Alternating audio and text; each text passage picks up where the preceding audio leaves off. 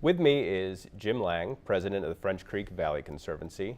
The Conservancy received a grant from the Community Foundation at the end of 2002 to expand the scope of their annual French Creek cleanup. And first thing I'm going to ask is, Jim, what is the Conservancy's mission? In a nutshell, to protect the creek. What? The Conservancy started as a small land trust probably 20 years ago, and its mission was purely to acquire properties.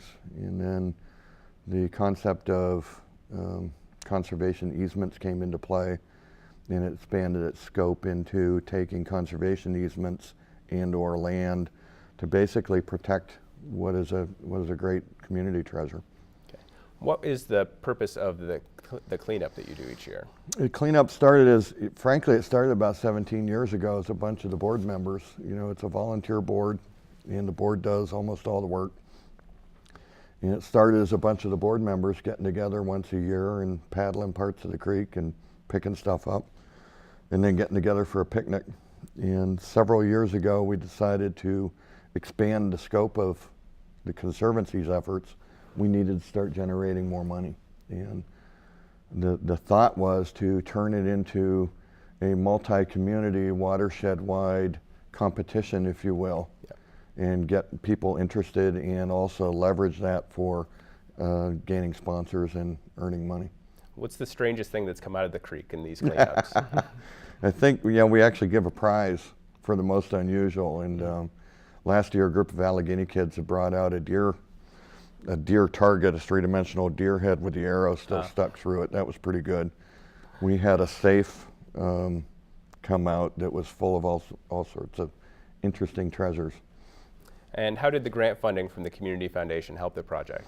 We have a band. We turn it into a picnic and a weigh-in, and provide free food for all the participants. And then the hauling off of what is not recyclable materials. It all costs money to put that on, and so the grant was a huge help in putting on the event, if you would. Okay. What happens to this community if French Creek is not protected? And we lose a treasure. I mean, there's great historical story to French Creek with George Washington paddling up it and the French wanting to use it in the 1750s as a way to basically encircle the colonies. The neat thing about French Creek is it's a 115-mile long watershed, and through everything that's gone on in the country, it's still in pretty good shape. There are still mussels here that don't exist hardly anywhere else. Well, they're on endangered species list, and they're good indicator species of the quality of water. And almost in spite of ourselves, we've taken care of it, and it makes it a neat opportunity. It's much easier to keep something good than to recover it once it's gone. Right. And that to me is the fun piece of this. Yeah, I understand it's one of the most biologically diverse waterways still. It is. The theory goes that before the last ice age, it flowed north into the Great Lakes watershed. And after the last ice age, it turned it, and it still retains species from both. Cool. So what motivated you to work on this project? You know Brian Hill? I do know Brian very well. In the mid-90s, Brian and a gentleman named John Oliver, who was president of the Western Pennsylvania Conservancy, came to town with the idea of creating the French Creek Project. And it was a new type of conservation effort, and the key line was conservation through cooperation. And enlisted some of us to join in the leadership group to help steer that. And I've been involved in the French Creek Project for probably about 7-8 years into the early 2000s. The Conservancy asked me to get involved, and what they're doing is the root of taking care of it. Now we're on a mission to expand its scope, realizing that you can't buy all the land, nor would you want to. And so what are all the methods for driving conservation of the creek, whether it's education, outreach, help with municipalities in preparing the right zoning so that we take care of the treasure we've got. Cool. So what more needs to be done to protect French Creek? We're continuously working with partners. We partner formally with Western Pennsylvania Conservancy and the Nature Conservancy, which is the largest one globally.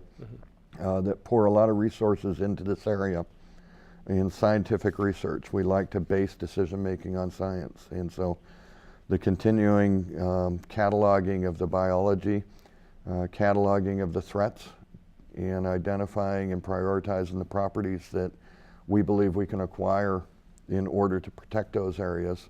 We continue to do that. That takes time, it takes staff, it takes money. We don't seem to have a lot of trouble gathering the money to do a land deal. There's a lot of dollars available through our partners, but keeping the operations going. You know, once we take these properties on, we make a commitment to people that, for instance, donated it, that we're going to take care of it in perpetuity, and we take that seriously. So it takes resources to get that done. So what are the ways that people can become involved? They can send money, would be great. Always a good We always step. take money. I hate to do that, but It's the way our world works. exactly. The cleanup is a wonderful effort. It's turned into a phenomenal picnic. We had the second year, we were up to over 300 participants, and we have a band going and a picnic going. We had 17,000 pounds of stuff pulled out of the creek, and the weigh-in itself is a hoot. To see Cub Scout packs coming out, and they're competing for money, but see them coming out and carrying their treasures up to get them weighed in is a lot of fun. So getting involved in doing the cleanup is one easy way. We're trying to put together volunteer efforts for helping do some of the monitoring of some of the properties, et cetera. Cool. Well, thank you so much for your time today. You I really bet, Kristen. appreciate it. It was great for you guys to help us. Hey, well, we're happy to get word out about what you do.